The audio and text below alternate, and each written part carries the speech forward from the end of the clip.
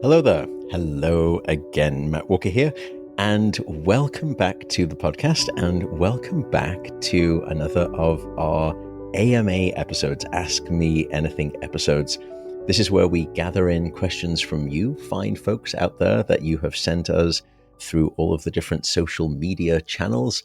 And we try to answer them as best we can in the order that we get them. So I am joined here, and as always, in part because it makes these AMAs listenable versus just me, which would make them miserable rather than listenable. That is Dr. Eti Ben Simon. Eti, welcome back. Hello, sleep fans. Good to be here. Okay, let's dive straight in. First question. First question. Why does time feel weird in dreams, and could we ever hack our dreams to feel like they last forever? I would also add, do we want them to last forever? Yeah, I was going to say it really depends on the dream, I suppose. But we're getting into non-PG related territory already. Gosh. Okay. That's a Yeah, world record. yeah, isn't it? What did 30 it take us? Like seconds. 30 seconds. Yeah. Okay, let me pull it back. I actually think, and I wrote about this a little bit in a lay audience book that I wrote. I think the idea of time perception in sleep is so fascinating. And let me give you an example, because I think we undergo something that I describe as time dilation and time compression. Think about the last time you went on a long haul flight, and let's say you were lucky enough to fall asleep. Then you woke up. What is the first thing that you do when you wake up? Typically, you look at your watch because you check what time it is. Why? Because in your sleep, you have lost all track of time. If you were able to keep time quartz like when you were asleep, you would wake up and you would just think, oh, yeah, I've just been asleep for 45 minutes. No need to check my clock. I'm just going to go back and keep working. No, we all check because we've got no sense of how long it's been since we fell asleep. So that's the first thing. The second thing is time dilation. And this really comes on to dreams and REM sleep, which is that when we have a REM sleep episode and we dream, typically, not always, but typically, time gets stretched. Time gets sort of opened up like a concertina on sort of, the opening, moving the hands away from each other. Because all of us have had that experience where you set an alarm and then you have a snooze button. And the snooze button is, let's say, 2 minutes. So you are asleep, the alarm goes off, and you were dreaming. You hit the snooze button, and then you go back to dreaming again. And then the alarm goes off now a second time after the 2 minutes of snoozing. But that 2 minutes in the real world feels far longer in the dream world. You think, God, I was dreaming for 20, 30 minutes Hmm. or so. So there's this real difference between dream time and real time, where on average, dream time is much longer than real time. And if you happen to maybe be a sleep scientist and you get asked to consult on, Hollywood movies where there is different levels of dreams, for example, a movie like Inception, you can see how they've actually used this science where the time in the level one dream is slowed down by 50%. So you have twice as much time at level one dreaming than you do in the real world. And then when you go down each level of the dream, down into the next dream deeper and the next dream deeper, time slows down still. So maybe 2 minutes in the real world at their hypothetical level five dreaming, that's 10 years in the dream world versus 2 minutes in the real world, because it's kind of this time compression function, time dilation. I think it's absolutely fascinating, and I think it's based on good research. We also know that there is a correlation that the longer an individual is in REM sleep, when we wake them up, the longer they will typically say that they were dreaming for. Now, Mm. again, here, that estimate is always on average much longer. So if they've been in REM sleep for 2 minutes and they wake up, they will say, gosh, I felt like I was dreaming for at least 5 or 10 minutes. If you've been in REM sleep for 15 minutes, when you wake up, you may say, gosh, I feel like I've been dreaming for about an hour. So there is a relationship, but what's constant about that relationship is that you always get time dilation, time stretching during dream sleep. I think there was some interesting work. I'm blanking on who did it. It may have even been Roy Fossey and Bob Stickgold at Harvard. The greater the intensity of the emotion in the dream, the greater the dilation and stretching of time perceived whilst you're experiencing that emotionally intense dream versus a non emotional dream. So I would say that those are probably the studies that affirm that we have time dilation. You could then ask, well, what causes that physiologically? Why does our brain stretch time? And I think for the most part, we don't have any clue. But there are some really interesting studies from Matt Wilson looking at how rats replay memories. And when those rats start to replay the maze learning that they've been experiencing during the day, as they go into deep non REM sleep, time is compressed. You speed up time. So, in fact, they will replay that memory maybe 10 to 20 times faster during deep non REM sleep. However, you still get memory replay during REM sleep. But when it's replayed during REM sleep, it's replayed at 0.5 times the speed. It's replayed at half the speed. So think about listening to this podcast, and instead of doing it because I speak so slowly at 1.5x, you switch that mode to 0.5x and everything slows down. Well, that's the speed with which memories are replayed during dream sleep, as if there is a time slowing that you can see at a neural level. Maybe that's the reason why time gets stretched during dreams. Great question. Can you do it in perpetuity? I've got no idea. Why would you want to? What do you have to say about all of this time shenanigans? Actually, two questions, because I remember the last time we talked about memories during non REM sleep, and you mentioned that some of the memories are actually replayed much faster. So, is that a non REM distinction in terms of memories being replayed much faster versus much slower? It is, yeah. So during Hmm, deep non REM sleep, there's an acceleration of time, dramatic acceleration. During REM sleep, a marked deceleration of time.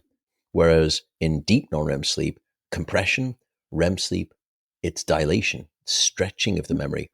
So that's we don't fascinating. really understand why. The other wacky thing, by the way, that's got nothing to do with dreaming, but regarding this, how rats will replay memories, it gets even more strange. They're running around the maze, and you hear this signature of learning from the different brain cells in the memory centers, like bum, bum, bum, bum, bum, bum, bum. And then during deep non REM sleep, they replay it faster. Brum, brum, brum, brum. In REM sleep, they replay it significantly slower. Bum, bum, bum, bum, bum, bum, bum, bum. But the wacky part is going back to the rats learning the maze. When they run around the maze, you get the learning signature, bum, bum, bum, bum. And when they stop at the end of the maze, what happens if you keep listening? For some strange reason, they reverse replay what they've just learned. So they're running around the maze, learning it, bum, bum, bum, bum. And when they stop, all of a sudden you hear, bum, bum, bum, bum. Unbelievable. The Hmm. brain has got all these wacky dynamics of memory replay, replay forward, replay back, replay 20 times as fast, replay at zero point 0.5 times the speed. Oh my Wow. goodness. The That's brain sci and fi in sleep is itself, amazing, isn't it? isn't it? Yeah. So, Yeah. okay. Yeah. One more thing to note before we move on is that actually we can experience this time dilation and compression when we're awake as well. If you're waiting for the doctor, you might feel like half an hour goes by really, really slow. And if you're doing something that you love, you're jamming with your friends or playing a game, then suddenly half an hour goes by really fast. And I think it's the same mechanism that when dreams are so vivid or intense, it might feel like we are doing a lot more per unit time. And that makes us feel that we've been dreaming for a long time. Yeah. And there's also the effect of, I think, mostly around threat related emotionality and danger related emotionality, where all of a sudden time slows down. And you'll hear many people say this, let's say a car accident, and they say that all of a sudden, just before it happened, everything slowed, time slowed down. Mm, And I could yep. just see everything unfolding in real slow motion. And I remember this happening to me when I was 18 or 19. I've been a cyclist all my life, loved cycling. And I was a bit of a hothead on a bicycle. Sometimes I wouldn't necessarily stop at stop signs. Goodness me, looking back, what was I thinking?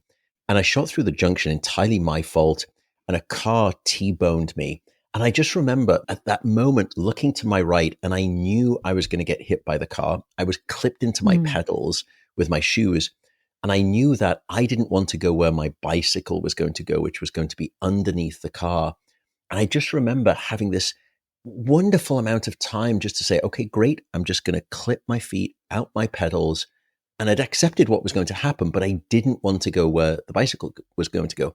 And it went under. I went up and over. I actually went into the windscreen. And then when he braked, I came out and they sewed the top of my ear back on and all of this good stuff. Oh my And gosh. I just remember that feeling, that sensation of everything slowing down with emotionality. I'm not helping myself here, but coming back to our previous AMA and someone asking, am I trying to be Axl Rose in a Guns N' Roses cover band? To which I answered, yes, very much so, based on Sleeping my roses. look. Yes, Sleeping Roses, as we're now calling it. I was listening to Guns N' Roses at the time. I think it was Welcome to the Jungle, and it was blasting through my ears. And all I could see was shards of glass kind of slowly going past my eyes. Oh my God. Thank you, Axel. Gosh, I do love that song. Anyway, next question, crashing on quite literally. Wow. I'm really glad you had the time to unclip your feet from the pedals. Wow. Crazy. I actually had a near crash experience where I also felt that time was just frozen. And I had this Mm, experience that many people have where I could see parts of my life kind of running. really? Yeah, a car was really close to kind of run me over, but I managed to get through. But for those, I don't know, split second, they felt like minutes. And it is amazing what the brain can do in these extreme situations. So oh gosh, it must be at least a decade now. I have been an avid, probably more like rabid consumer of protein shakes. But the hard thing, honestly, in the supplement space, if you really understand and do your diligence, is this critical thing called trust. It is very hard to find a brand that you can truly trust. That's when I came across the company Puri and the really impressive founder. Even though I'm sure it makes them less profit versus other quick and loose companies, Puri takes quality more seriously than any company I've ever seen before. They have so many offerings, gosh, protein powders galore, but lots of other additions. But that's what I was focusing on here. Why did I choose them? Well, it's really for four specific reasons. Number one, they are free from hormones. Number two, they are free from GMOs. Number three, they are free of any pesticides. And number four, and this is the critical confidence part, every single batch is third party tested for over 200 harmful contaminants, things like heavy metals, etc. All you have to do if you are a neurotic nerd like me, you can even scan the QRI code on the back of the product to get the third-party independent laboratory test results. That's how much trust and confidence they place in their product. By the way, if you want a recommendation, go for the dark chocolate flavored protein powder. It's just exceptional. In fact, it's wonderfully addictive. I didn't just say that. Anyway, it delivers 21 grams of protein per serving. And for folks of my podcast right now, you can save 20%. So go over to puri.com/Matt Walker, and that is spelled PUORI.com, Matt Walker. So again, that is PUORI.com/Matt Walker, and you will get 20% off your product. All right. Being grateful to be alive, we will move on to the next question. And it's kind of similar. What really happens to your body when you pull an all nighter? Is it worse than we think? Speaking of How- death, yeah, I was going to say, well, my question to you is, how bad do you think it is? And I'll try to explain. I'm going to try not to be scaremongering. Everyone is going to have a bad night of sleep. Everyone is going to have, a little bit of impairment as a consequence. It's not the end of the world. But here we're talking about the intentional no sleep at all, pulling the all nighter. Let me see if I can go through very quickly and just give you the high contour level, the kind of TLDR as I walk you through brain and body.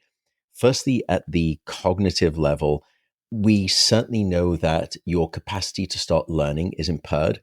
Your brain's memory centers are about 40% worse in their capacity to learn new information without sleep relative to when you've been getting good sleep. So, in other words, is pulling the all nighter a good idea when you're trying to study and cram for information?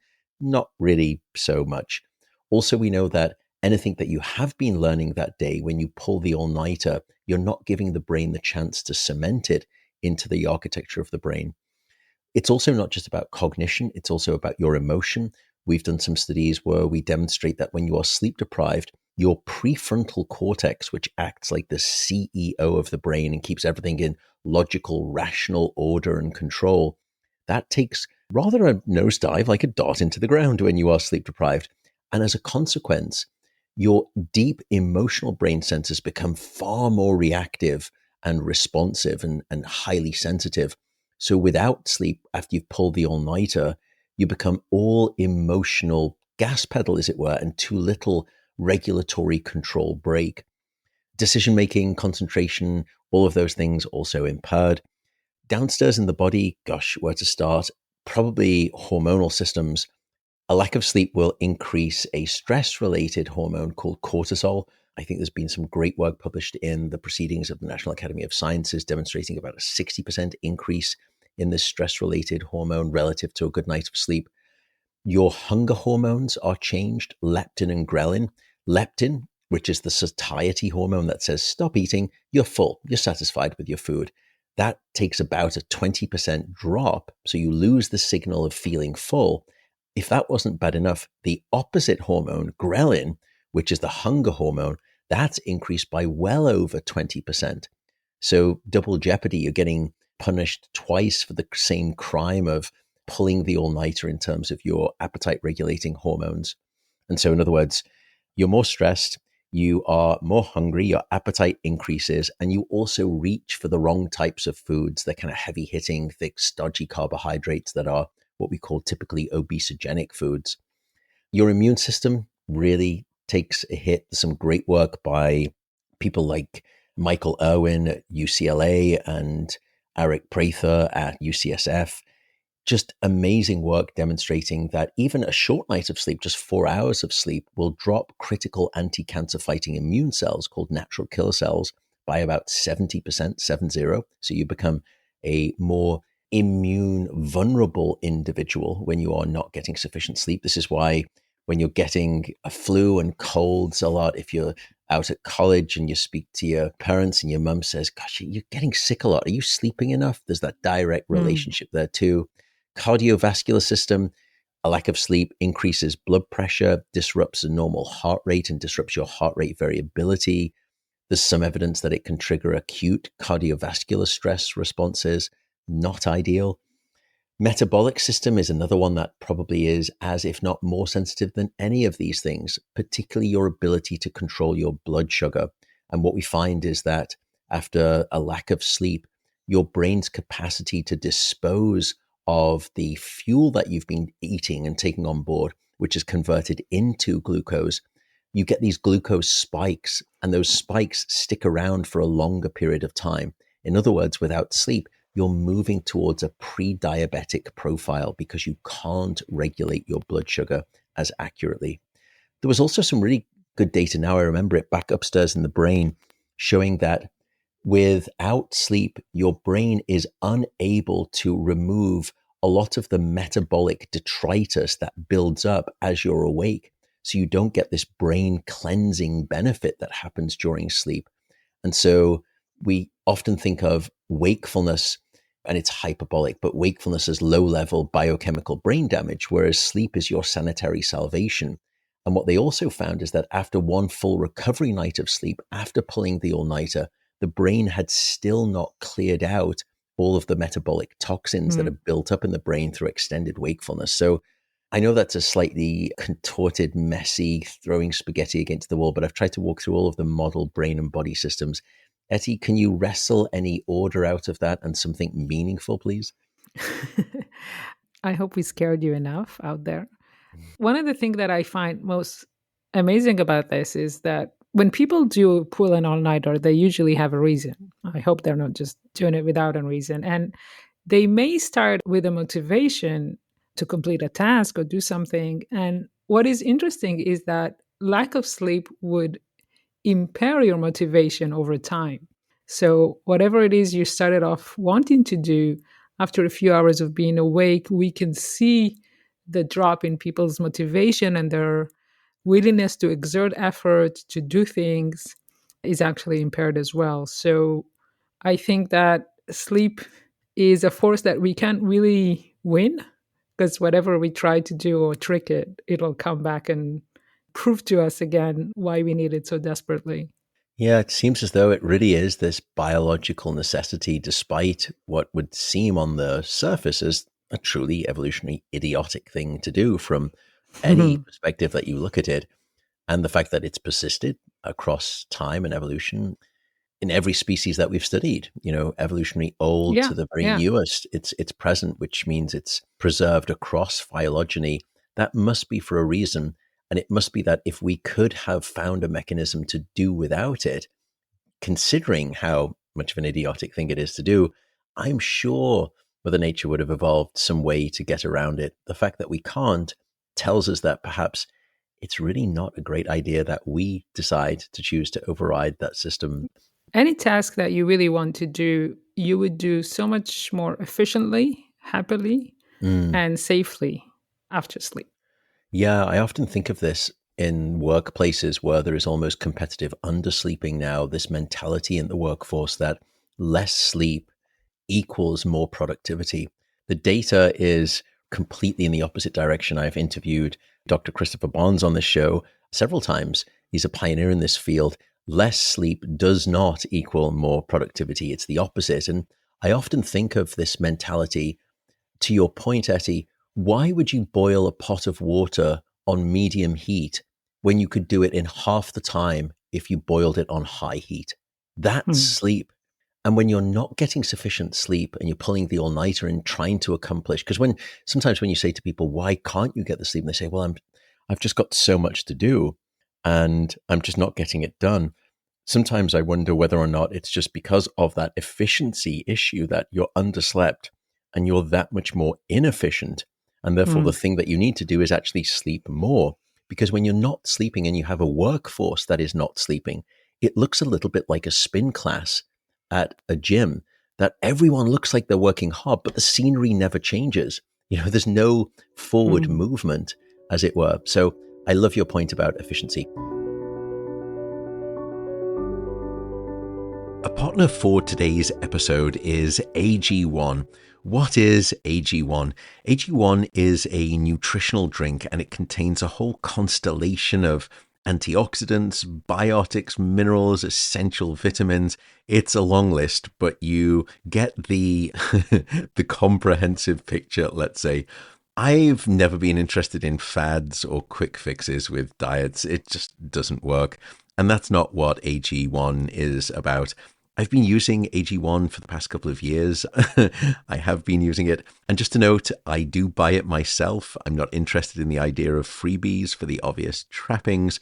But one of the reasons that I've been using it is because I did my research on the science behind the ingredients, and I do place a high priority on scientific data as ground truth. The new formulation that AG1 has, it has over, I think it's 50 revisions and improvements. That's how dedicated they are.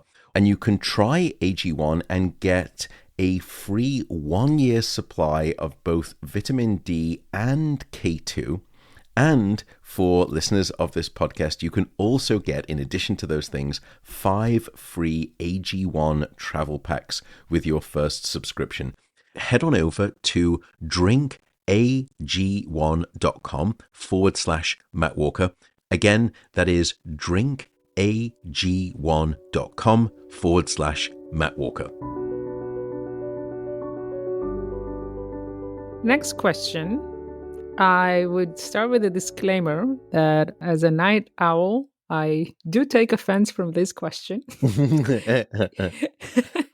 Is there a perfect sleep schedule that would make us all morning people? Oh. And do we want to all be morning people? That's kind of my addition. But You should print that on a t-shirt and have it on the back. I think I love that idea. Just like hands up or clap if you agree with this statement, and that should be it on the back of the t-shirt, and you'll just hear people clapping as you walk down the street.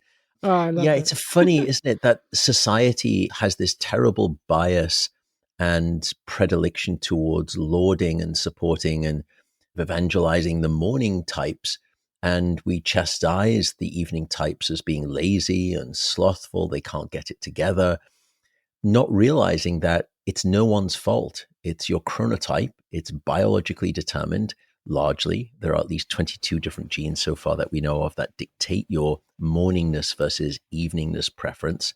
Yet society is all about the early bird catches the worm, to which I usually reply, well, the second mouse does get the cheese.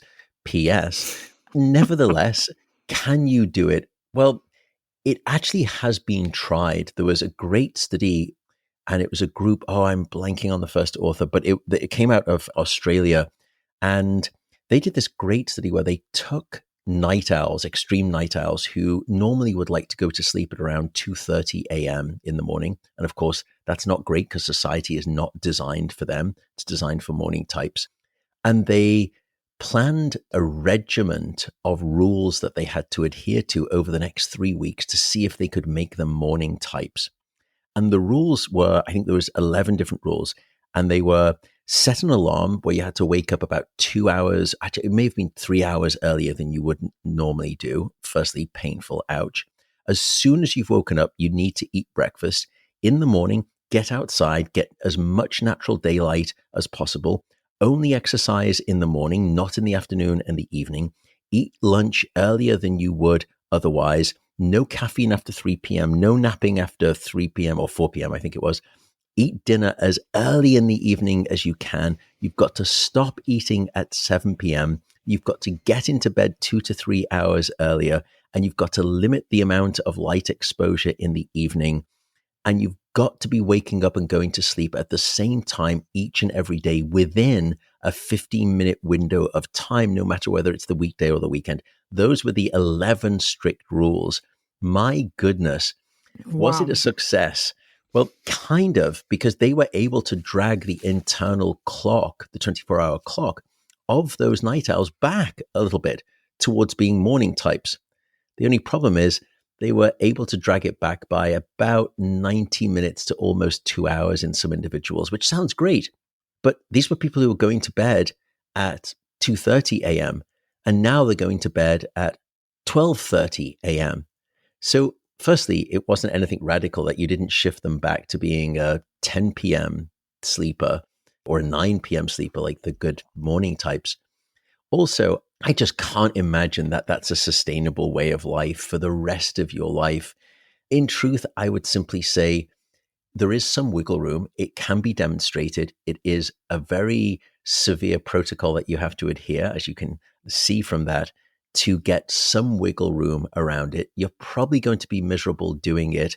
And I just wish that society would stop rejecting the night owls. Now, I'm a neutral. I don't have a horse in this race in some ways, but I would say that when you sleep in harmony with your chronotype, your sleep quantity and quality is always better. That's what the data demonstrate. And when you fight your biology, you normally lose. And the way you know you've lost is usually in disease, sickness, and mental health issues. And that's exactly what we see in evening types who are being forced to sleep like morning types. I wish there was better news there. Can you offer anything upbeat and pleasant or any comments there? Well, I'll just mention that there is a theory of why we actually have such variation in chronotypes in people going to sleep either early or late. And the theory states that there was a need when we were hunter gatherers for someone to always be awake while the group is sleeping. And if you take into account people that go to sleep rather late, like let's say around 2 or 3 a.m., and people who wake up really early around maybe 4 or 5 a.m., then you're minimizing the time that the whole group is asleep and therefore vulnerable. So, this is called the sentinel hypothesis, that actually evening people are here to protect us. And they are now paying the price of our industrialized modern society in terms of not being able to wake up early. But in the past, in the ancient past, there was probably a need for this variation in sleep timing. And I think, you can run the mathematics of this. A human being, let's say they're getting 8 hours of sleep a night, somewhere between 7 to 9, let's call it eight. So therefore, they are vulnerable themselves for 8 hours of time for every 24 hours. That's a lot of time. But it turns out that as a species, if you look at hunter gatherer tribes, we typically don't sleep alone, isolated. In fact, sleep with those cultures is typically a group activity. So imagine as a tribe that you've got this wonderful spread, biologically enforced, of chronotypes, where you've got some people who are going to bed as early as 9 p.m., and you've got others who are going to be awake until about 1 a.m. And then the morning types who've gone to bed at 9 p.m. are going to be waking up 4 hours after the people who are the night owls have gone to bed at Hmm. 1 p.m. So, in other words, when you kind of squint your eyes and you do the math, essentially every individual is offline for, on average, 8 hours. They are all vulnerable individually as units if they were separated for 8 hours. But by sleeping in a group, the natural variation of chronotype means that as a collective, you're only vulnerable probably for about 4 hours in total. So you halve your mortality risk by sleeping as a group using the spread of chronotype.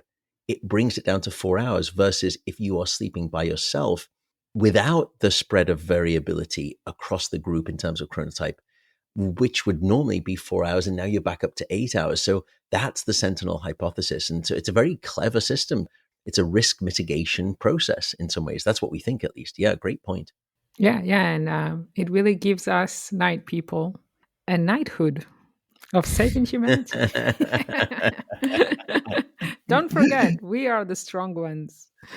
Actually, there was a study because you mentioned mental health, and because of COVID and people being able to work from home, there's so many beautiful Mm. studies showing that actually evening people were the ones to benefit most from not needing to commute and being able to sleep an extra hour in terms of the productivity and happiness. And it does tell me that if society would be more flexible to accommodate all sleeping types and durations, then we would get happier, more productive people. Absolutely. Yeah, it was a very interesting experiment of nature. And in fact, even the so called morning types were typically falling asleep about half an hour later and waking up about 20 minutes later the following day. So when you had the straitjacket of modernity removed in terms of its demand for you to be awake so early, even the so called morning types ended up becoming a little bit more evening type, so that they True. are, even the morning types are being forced to sleep a little bit more morning type than they would naturally like to. True. And we see it during puberty that there is a shift in the biological clock for teenagers to become more evening types than they were before. This is part of the reason why school start time should be adjusted for teenagers, because their natural desire to go to sleep later is actually making them more sleep deprived than the rest of society. And when those school start times have changed, the data is so dramatic and it's so compelling. So What we see is, significant. yeah, academic grades improve. No big surprise there, considering what we know sleep does to learning and memory. So when you delay school start times, kids start to sleep longer. Academic grades improve. Truancy rates decrease. Psychological and psychiatric referrals also decrease. And then one of the other striking findings was that life expectancy rates increased. And you think, well, hang on a second. How do you measure life expectancy after a school start time change in these populations? the number one leading cause of death in late stage adolescent teens is actually not suicide. Here in most Western cultures, it's car crashes. And here, sleep matters enormously. There was a wonderful study done in Teton County in Wyoming, and they delayed school start times from, I think, 7:35 in the morning to 8:55 in the morning. And the only thing that was more remarkable than the added 1 hour of extra sleep that those kids reported getting was the drop in vehicle accidents that following year. Hmm. After the time change, there was a 70% drop in car crashes in ages 16 to 18 relative to the year before. Now, to put that in context, the advent of ABS technology, anti lock brake systems, that prevent your wheels from locking up under hard braking, that decreased accident rates by about 20 to 25%. And it was deemed a revolution. Well, here is a simple biological factor giving our children the sleep that they need that will drop accident rates by up to 70%. If our goal as educators is to truly educate and not risk lives in the process, then I fear that we are failing our children in the most spectacular manner with this incessant model of early school start times. Because if you look at the data, it's so clear. When sleep is abundant, minds flourish. And when it's not, they don't. And so I think we have to take that so seriously. That's why this push for later school start times is so important, and why folks like you and I are really trying to contribute to that and help that through the policy changes. Yep. Okay, next up question, and perhaps last question for this one, as we're getting close to the bewitching, boring time out of these types of AMAs. Okay. As I've mentioned on this show before, I am a bit of a health fiend, I don't know, fanatic, I suppose you could call it. The biggest challenge for me, my one kryptonite, is baked goods, especially bread. Oh, I'm a sucker for bread. But the carb count really has kept me away for probably over a decade. A few years ago, I was searching out the possibility of zero net carb breads. And that is when I found my salvation. It was Hero Bread. I have been addicted to them, guilt-free, because they are zero net carb, and have been just righteously consuming their product for probably well over 3 years now. And they reached out and asked if I would consider them as being a sponsor of the show. Couldn't believe it. And my go-to is the white bread loaf. And the way I typically do it, I have 2 slices topped with blanched tomatoes, drizzled in balsamic, and then I sprinkle a little bit of Parmesan cheese on top. Oh my goodness, it's laughable how happy it makes me. And as I mentioned, it's not just zero net carbs. It is 0 grams of sugar. It is very high in fiber, superb taste. It's kind of like fluffy texture. It's just hard to believe. You have to try it for yourself, or you don't. It's entirely up to you. I would highly recommend that you do. And if a loaf is not your thing, they've got all sorts of things. They've got tortillas, they've got wraps, they've got tacos, they've got bagels, they've got dinner rolls, you name it. If you are looking for a bread that supports your health goals without sacrificing the taste and the texture, I would recommend Hero Bread. You can get 10% off your order. Just go to hero.co and then use the promotion code Matt Walker, all one word. So that is hero.co and then use the promo code Matt Walker. In other words, HERO.co, and then just insert the promo code Matt Walker, all one word, and you will get 10% off your purchase. Last question. What do you got for us? Last and definitely not boring question. Why do we sometimes wake up drenched in sweat, even if it's freezing? That whole movie thing, where the individual is having a dream and thrashing around, then they Yeah. wake up and they're sort of drenched in sweat.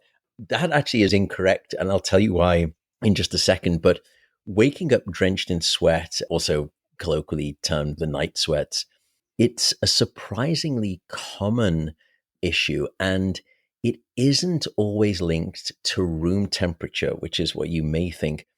The phenomenon occurs when the body experiences an unusual spike in temperature regulation during sleep, and it can be triggered by a whole collection of different factors: hormonal fluctuations, certain medications, your level of stress and anxiety that you're experiencing, and certain underlying health conditions.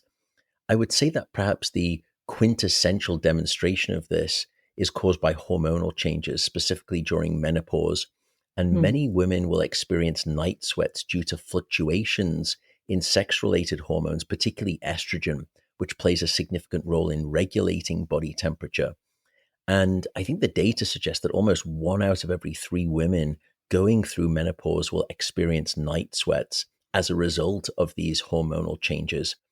You can also see this, by the way, in women who are not going through menopause, but the normal fluctuations during the menstrual cycle or even during pregnancy can also contribute to changes in night sweats.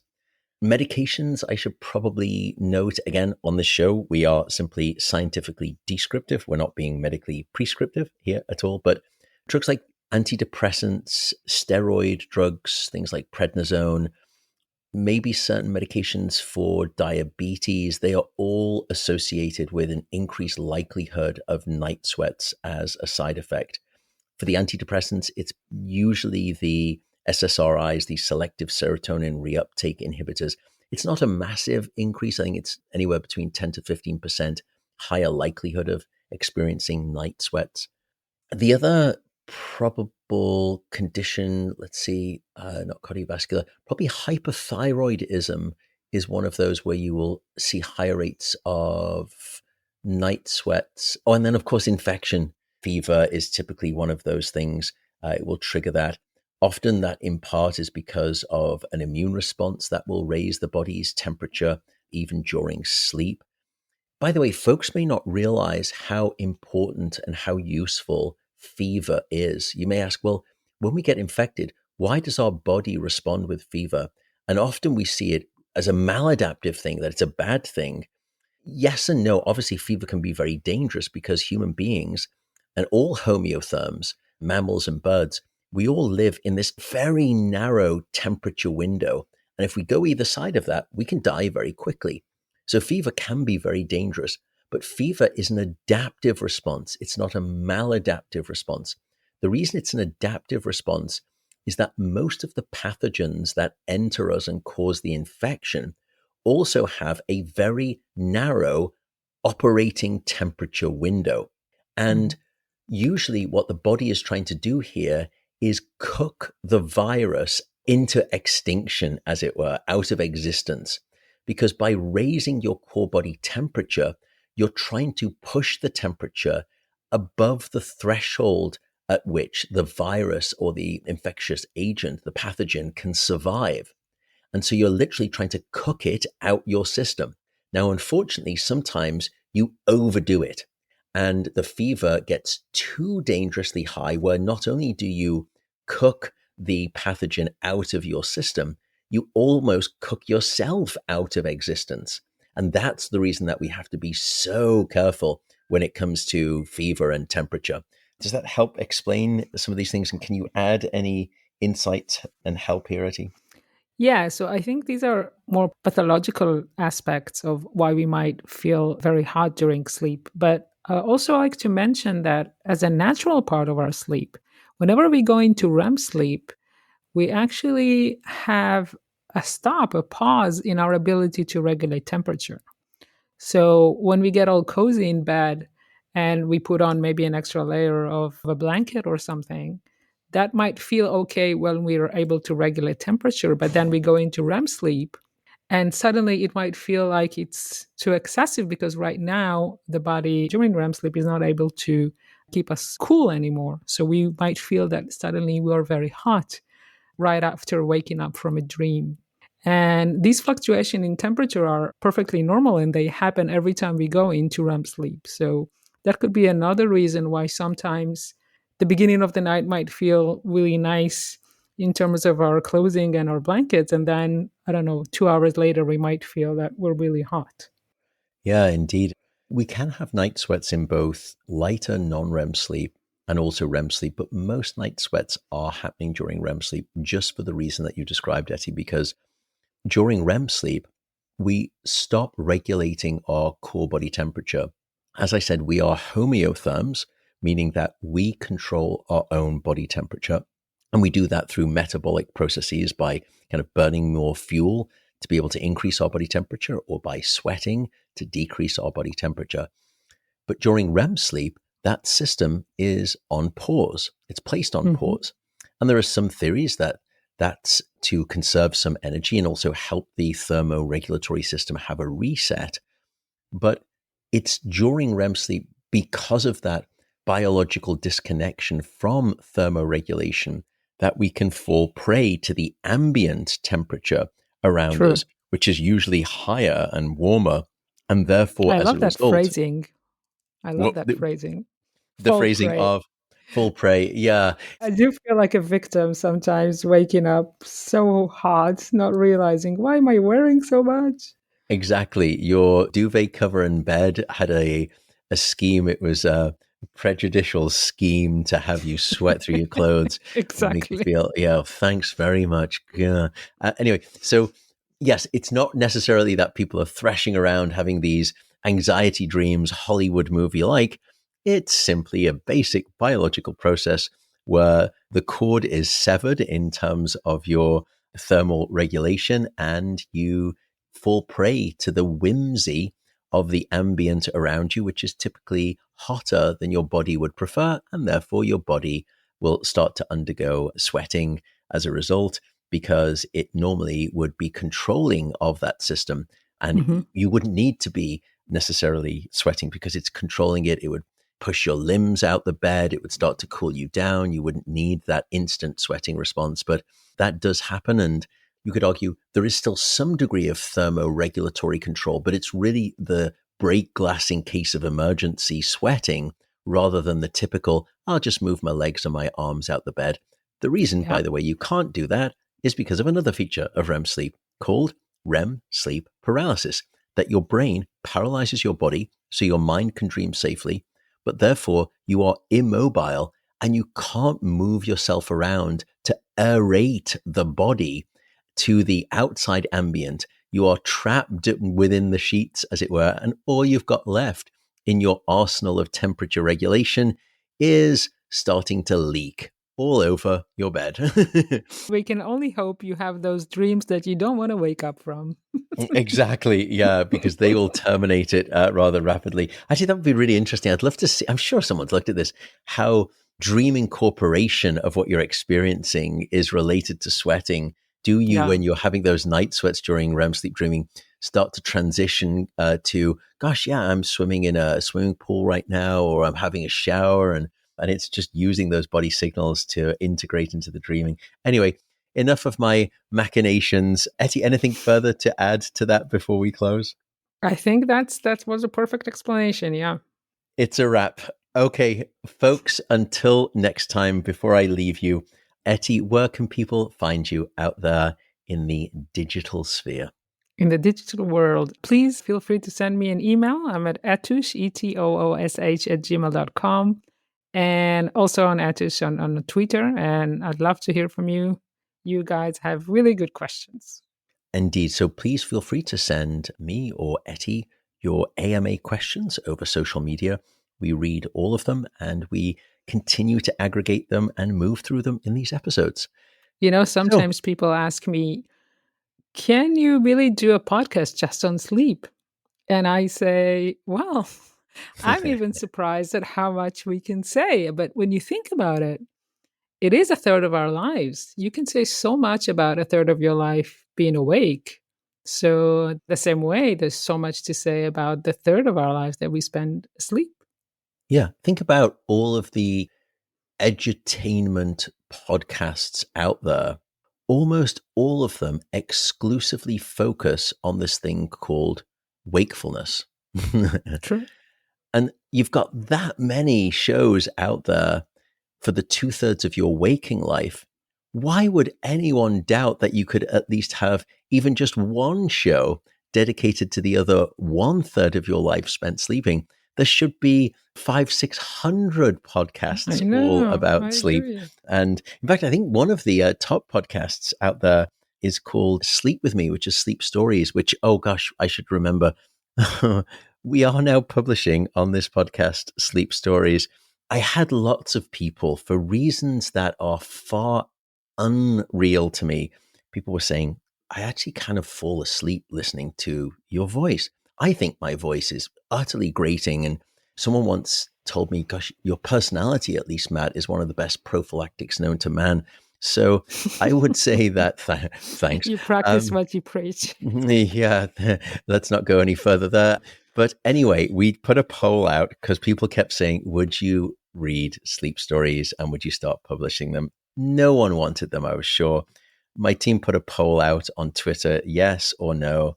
88% of people said they wanted a sleep story. So we've started releasing Woohoo! them. So there are sleep stories out there that we are contributing to. So there is lots to talk about with sleep, however, as well. That's why I hope that more podcasts emerge in this sphere. But rest assured, we will never, ever run out of things to be talking about when it comes to sleep, not least of which is the fact that every single day, there are many tens of new discoveries that are published in the literature all about this thing called sleep. So, if anything, we should probably be releasing 4 or 5 episodes a day to try to keep you Hmm. all up to date on the latest and greatest in sleep science. Yeah. Don't worry, Yeah. we will There's never run so much out. we don't know yet. Yeah, true. We will always be around. We will always be here. And we will always be there digitally. You've just heard where you can find Eti. You can find me, if you really want to, on Twitter at Sleep Diplomat. You can also find me on Instagram at Dr. Matt Walker, all one word, DrMattWalker. And you can also find me at the same handle on TikTok.